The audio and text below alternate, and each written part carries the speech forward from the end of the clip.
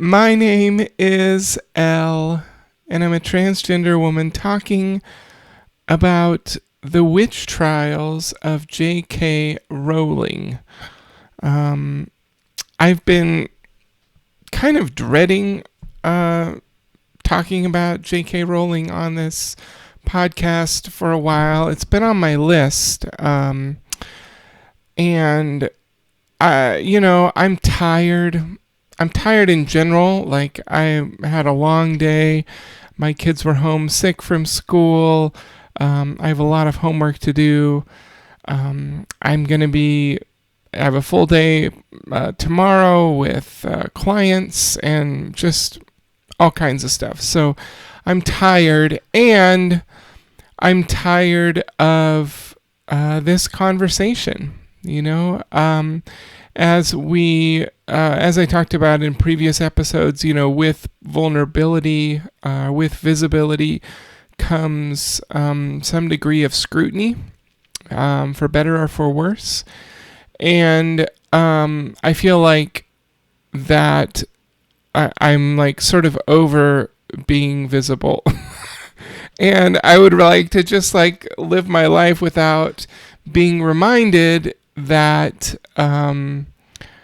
that my identity is sort of up for public debate, and that there may be a point at which popular opinion or political opinion or public opinion might sway back to a place that it used to be, where trans people, trans women in particular, are viewed, wholeheartedly by the mainstream as being deviant freaks who are trying to deceive the world so that they can attack and rape women and girls, which, from what I've been able to gather, based on, reading Rowling's and other TERFs observations about trans women, seems to be a really major fear, a really central fear. So I have some thoughts. It's nighttime now on Monday night. It's much later than it normally is when I put out these episodes. But I'm going to throw some stuff out there, and then you let me know how terrible it is. But I'm going to talk, which is what this show is about. When I heard that Rowling was making this podcast, there was a part of me that felt really frustrated by it because of the way that her being platformed and her being headlined implicitly legitimized the criticisms of trans people and of trans identities. That was my worry when I first heard about it. And, if you take a look at Twitter, I think that a lot of that has been accomplished. I had a Facebook friend who has some influence in a church community, post about this podcast, recommending it highly to their followers, and it really sparked within me a lot of fear and a lot of despair. And I commented that it feels traumatizing to me to be witnessing people talking very explicitly and sort of openly debating whether or not I should have a legitimate right to exist in the world, at least as a transgender person. And my friend sort of, I think kind of patted me on the head and dismissed those fears and encouraged me to listen to the podcast, and kind of said that they were unreasonable. It may have not been quite that bad, but that's kind of what it felt like. And you know, I had another person on that same thread who kind of commented, look, the title of the show, the Witch Trials of JK Rowling, it's not about her being criticized over being transphobic or being a TERF. It's a play on words about the feedback and the vitriol that she received when she wrote the Harry Potter series way back in the 90s. And yeah, and this is not being published in this moment out of thin air for no reason. It's a play on words. She, believes that there's a witch trial out for her right now, and that, the premise of the show is that she has been under scrutiny and has been hyper criticized by the public throughout her career for ridiculous reasons for which she will and has been vindicated. And it, very clearly is attempting to parallel the critiques that she received from the Christian church to the critiques that she's now receiving from the opposite end of the spectrum, the liberal LGBTQ affirming community. That's exactly what the show is. It's her being able to explain her side of the story. And, part of me wants to just condemn Rowling and other TERFs, and I believe that many of the arguments that are made are bad faith arguments. They're, not really in it for real conversation or nuance. But even when they are, there's a part of me that really wants to condemn them, and it feels really frustrating. And in that sense, I relate with, or at least I can feel something toward those who, for example, go to, went to listen to the swimmer Riley Gaines' speech about how trans women shouldn't be allowed to compete athletically with cisgender women, and about how people came out to scream and yell. Like, I empathize with that impulse, although, I personally don't think that violence is something that is legitimate or called for or useful.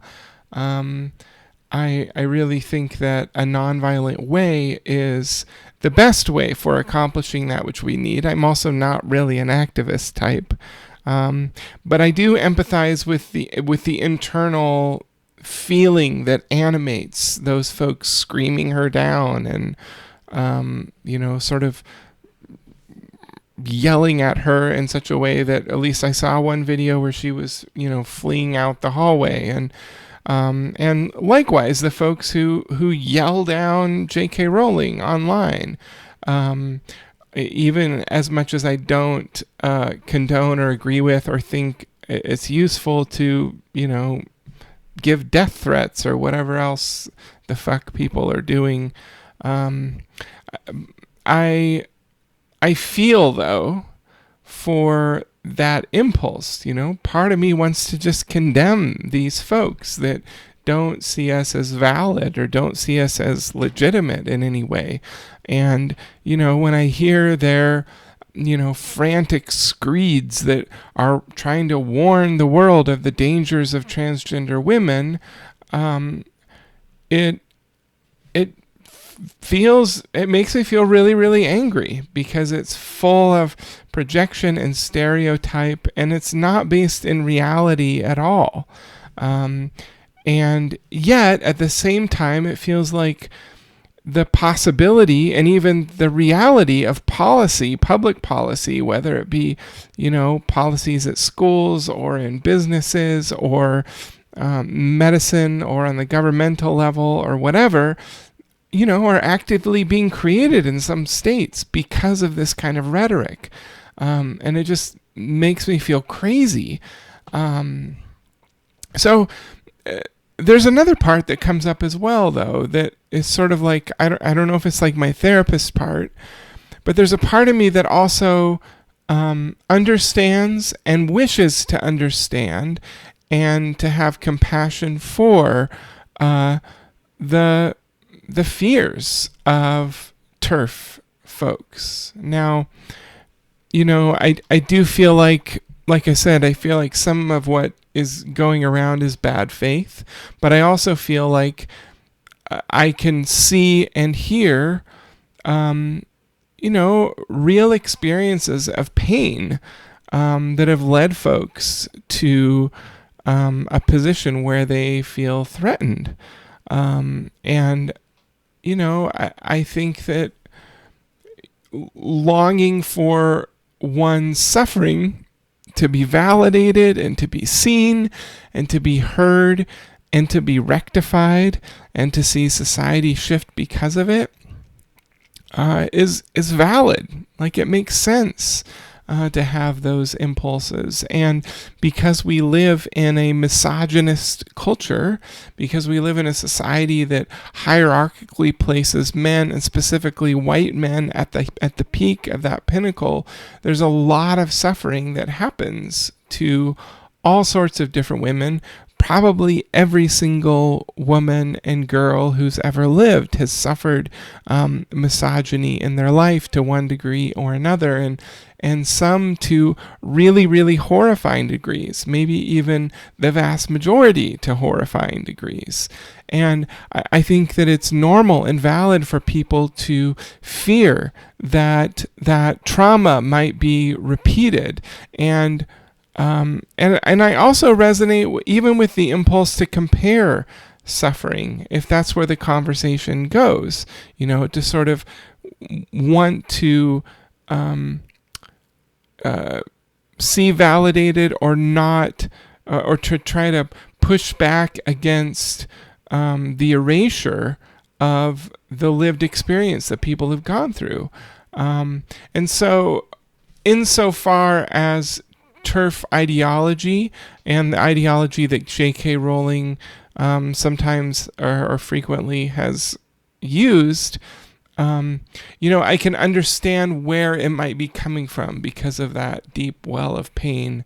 I'm reading a book called, I think it's called Lessons in Chemistry. It's a novel that's popular right now. I think it may have come out in 2022. It was one of the more popular, books of the year. It was written by Bonnie Garmus. Yeah, it was published in 2022. It's been on my list for a little while, so I'm reading it right now, and I'm really, really enjoying it. Well, I don't know if I can say I'm really, really enjoying it. It's disturbing.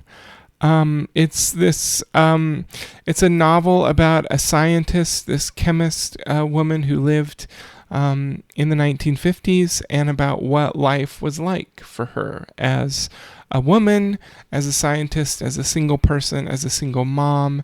And it's really an absolutely horrifying glimpse at the second-class lives that women have been forced into for generations and generations.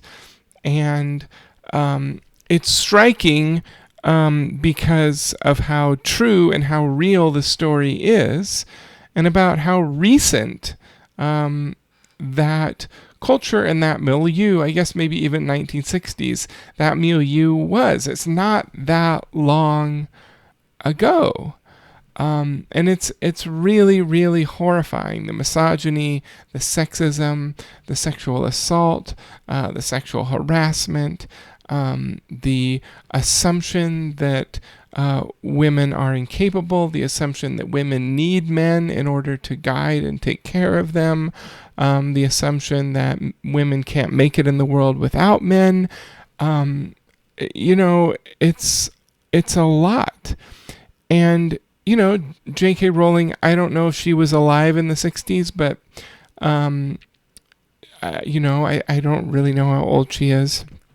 But certainly she has relationships with people who were alive in the 50s and 60s, if not before, and she's heard stories, and she has her own stories from growing up and living as a woman in this world. And I would be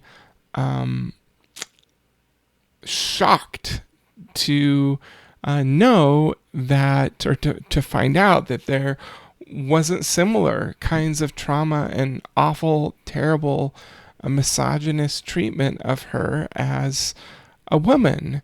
And, that experience is something that, it's so disturbing to read in living color. I mean, it's disturbing to read in the context of, Donald Trump's campaign promise, make America great again.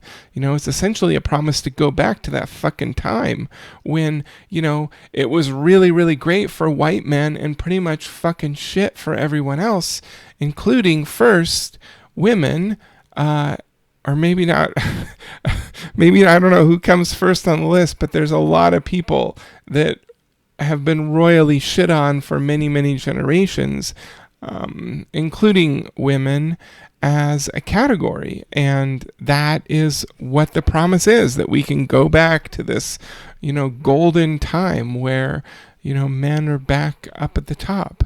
As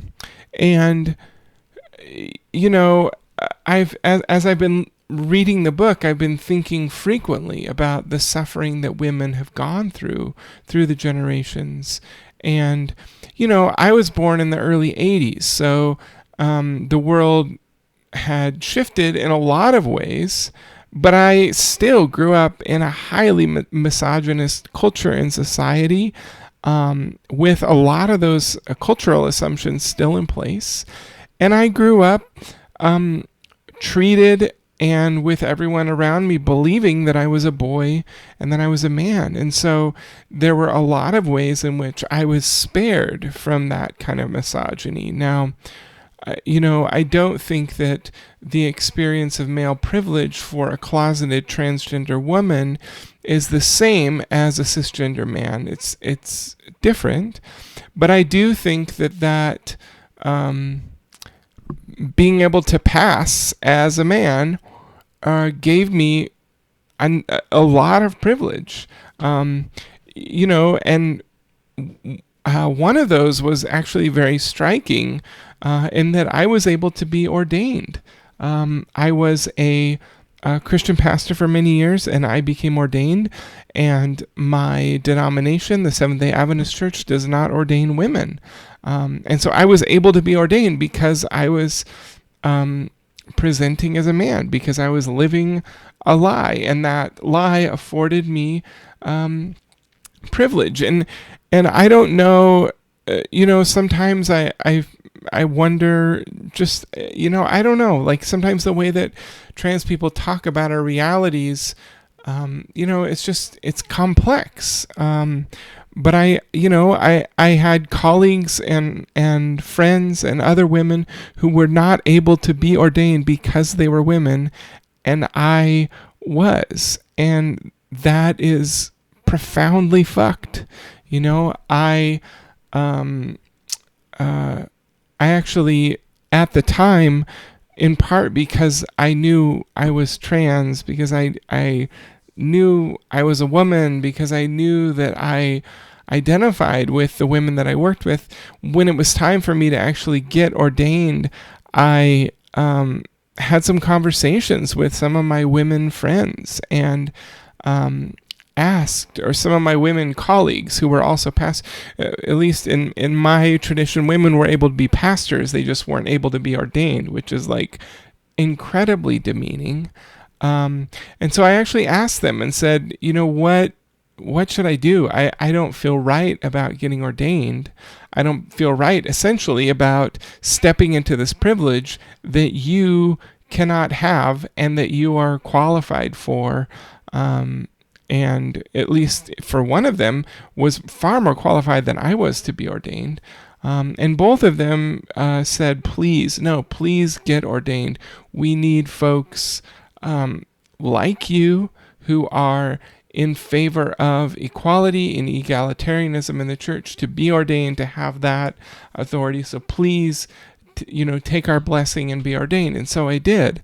That doesn't mitigate or lower the fact that it was a privilege, but it was there. And I could probably go through thousands of examples where women in my life, where I either saw or was party to or was aware of or whatever, ways in which girls and women in my life suffered because they were girls and women. It's just the truth. And so, there's part of me, insofar as some TERF ideology, is driven by that pain, insofar as that's true, I empathize with that. And I think that that pain is valid to be voiced and understood and worked against, and to not be silenced and not to be erased and not to be threatened out of existence. Like, we need to hear those stories. We need to hear that history. We need to be reminded, and we need to be continually challenged on the ways in which misogyny continues to negatively impact us in all aspects of society.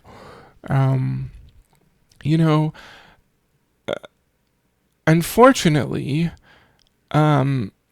it appears, and I don't know if this is true, but unfortunately it appears that JK Rowling's pain, and maybe some other folks like her, it thus far has failed to allow her to realize that misogyny shows up in many forms, including trans misogyny. That's a term that was coined by Julia Serano in her masterful manifesto that's written in Whipping Girl. I can't highly recommend it enough. It's absolutely brilliant, and I'll link it in the show notes. But misogyny shows up in different forms and flavors, and it affects all of us. It even affects men, of which I am not one, but it does affect men. It dehumanizes the men who wield it, and there's a way in which it causes us to learned helplessness in a lot of ways. Patriarchy does so much damage, and obviously that damage is not equal, and that damage is not equal in terms of the trauma that it causes, but gosh, it affects us in so many different levels. And so, just as I think that it's important and valid for folks to be understood in their pain, especially those who are, anti-trans activists or whatever, just as I think that their pain ought to be validated and understood, and that it's important to be heard, I also think that the pain of trans people needs to be heard and understood. And I don't think that it has to be a competition. I don't think that those sufferings have to be compared. I don't think that there's a way truly to quantify who suffered more. And I don't think that those conversations are ultimately valuable or helpful. Just like I don't think that, violence is helpful in any cause. It's not useful to try. Like, what's useful is to hear and to understand and to empathize with. Trauma is indiscriminate. That's what we teach our clients in therapy, that our bodies, everyone's body is different, and what might lead one person's body to react with a trauma response might not cause another person's body to react similarly. We don't know. And the fact that, two different triggers or two different impulses or two different injuries might lead two different people to respond in the same ways, trying to compare whose suffering is greater is kind of, silly is the word that comes to mind. I don't really know. I don't want to label it or judge it, but it's really, really impossible to compare and not helpful. So, what do we do and where do we go from there? It makes me think of, what's been called cancel culture.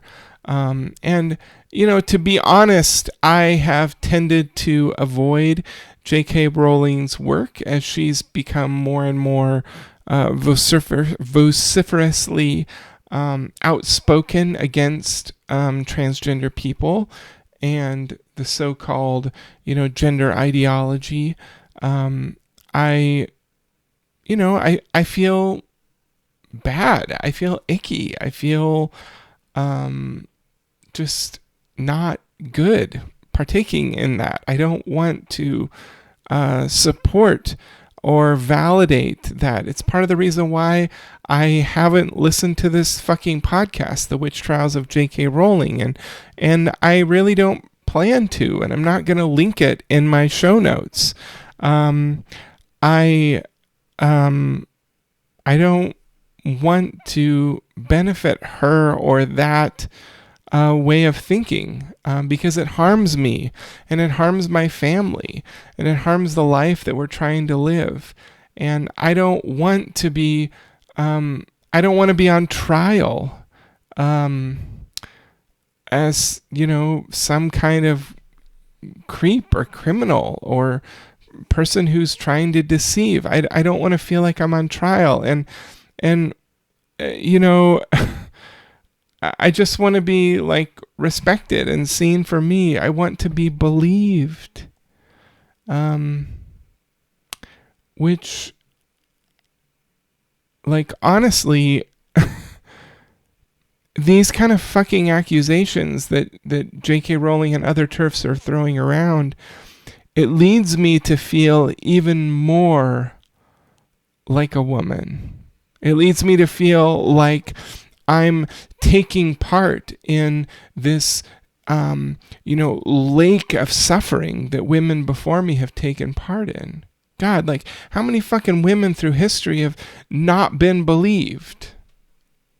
Christ. I mean, we had the Me Too movement in 2017, and the reason that Me Too movement arose was because people didn't goddamn fucking believe that women largely had been sexually assaulted, had been raped, had been harassed, had been harmed by disgusting, violent, usually men. And so the fact that me, as a trans woman, the fact that I am not being believed kind of makes me feel like more of a woman than ever. So there.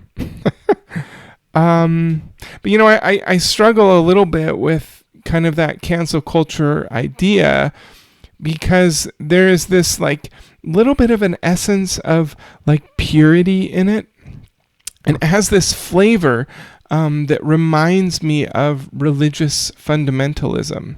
And I grew up in this really fundamentalist culture that was really concerned with purity and was really concerned with sin and right and wrong and all this stuff. And essentially, it was the way that I grew up was that, if you did one thing wrong your entire life, you would be, stained and tainted and worthy of death.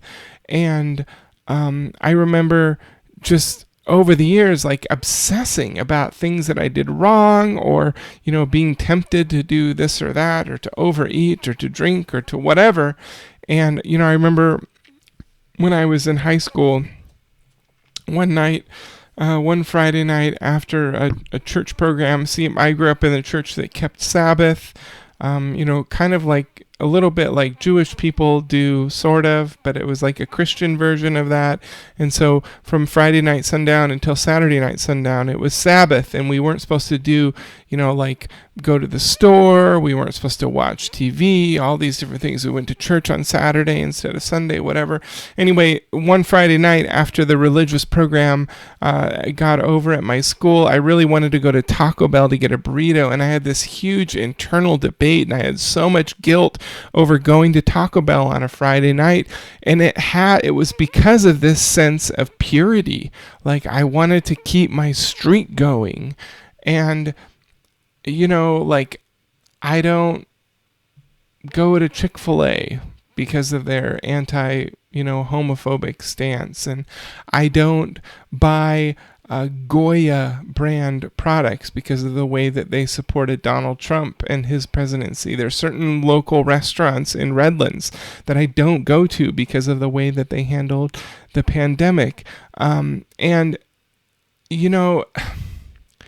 It has a similar feel, and I don't know how much I like how that sort of purity feeling feels, of sort of buying into this, consumerist impulse of like not giving certain people my dollars as a way of protesting. I just, I suppose that it is some small way of responding, but I don't know. I don't know how good I feel about it or how useful I feel like it is.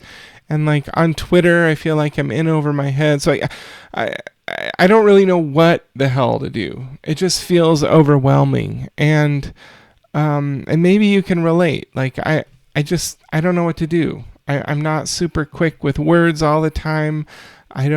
A lot of times I think about what I want to say days or weeks later. I mean, that's part of why I like this podcast, because I can, sort of formulate my thoughts over a period of weeks and then roll it out all together after I've tried to sort of pull some threads together. But, essentially, what I've done is deleted all of my social media apps off of my phone so that I'm not doom scrolling and reading this shit. Because it doesn't help me, and it doesn't help you. So, I don't know what you think about this rambling mess, or what you think about JK Rowling or TERFs. I didn't even define TERFs.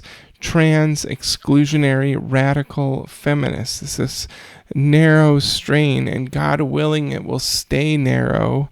This narrow strain of feminism that says that trans people, trans women especially, are not welcome, and that, essentially trans men are confused or deceived or silly little girls that need to be taught a lesson, which sounds like really, really disgusting and misogynistic, but there you go.